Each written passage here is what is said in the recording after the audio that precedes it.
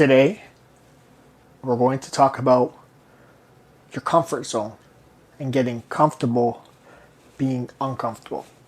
So, I think a lot of us have become too comfortable, and it makes us get complacent, and we don't progress, we plateau, and maybe we even get left behind. So, the fact that we're getting comfortable might actually be a bad thing. And when I'm talking about being comfortable with being uncomfortable, there's a number of examples that come to mind. I myself have gone through it as well. I think everyone goes through uncomfortable situations. And one of the best tricks is try not to avoid it. Face it, deal with it, get comfortable being uncomfortable. And one of the prime examples, and you might have actually experienced in this whole lockdown, because that's been an uncomfortable situation, but we're constantly fighting with ourselves being hungry, not hungry. Especially when we're bored, we need stimulation. There's a lot of things that are sort of triggering, if you want to call it, our hunger. But number one thing I want you to start getting a sense of, reflecting on, learning about, is that feeling of hunger. It's not an emergency. It's uncomfortable, but it's not an emergency. And that's what I want you starting to get comfortable with. Sitting with that hunger and understanding, how hungry am I? Is this really bad? Can I just drink a glass of water? Is there something I can do to sort of pass through this? And the reason why is not because I want you to go around being hungry. I want you to start building up that resiliency with it being uncomfortable, because there's a lot of situations, not just with fitness and nutrition, in life, that you need to sort of sit with it when it's uncomfortable, because that's actually going to give you the best result in the end, instead of avoiding the situations, because that avoidance doesn't allow you ever to build up the skills to deal with it.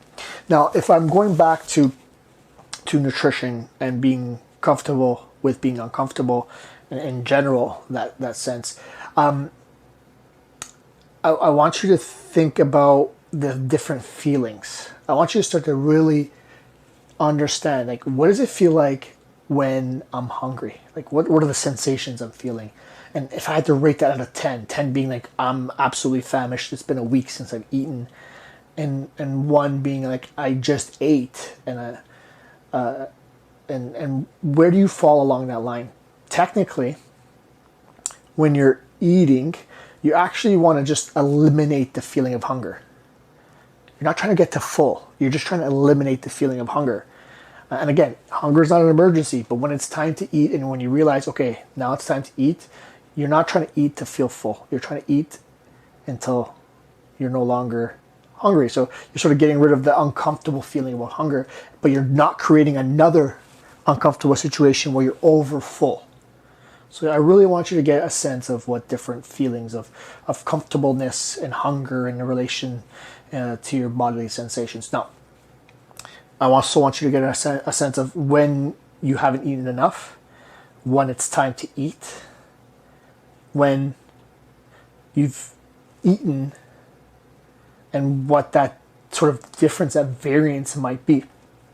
And of course, with time, it'll start to become a little bit second nature. But the whole point is that I want you to start getting comfortable with being uncomfortable. Hunger, as I said earlier, is not an emergency. I want you to feel a little bit hungry. I want you to sit with it.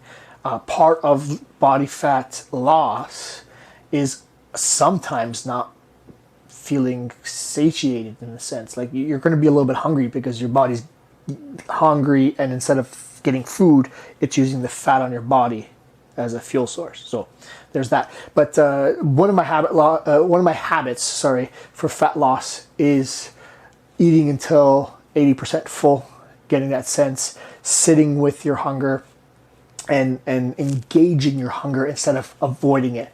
Engaging in sense of, like, let it happen, sit with it, rather than continually trying to eat so you never feel hungry. So, as I said, today's habit, today's lesson is about being comfortable with being uncomfortable. And not only do I want you to relate to food and fitness, but I want you to relate it to your life.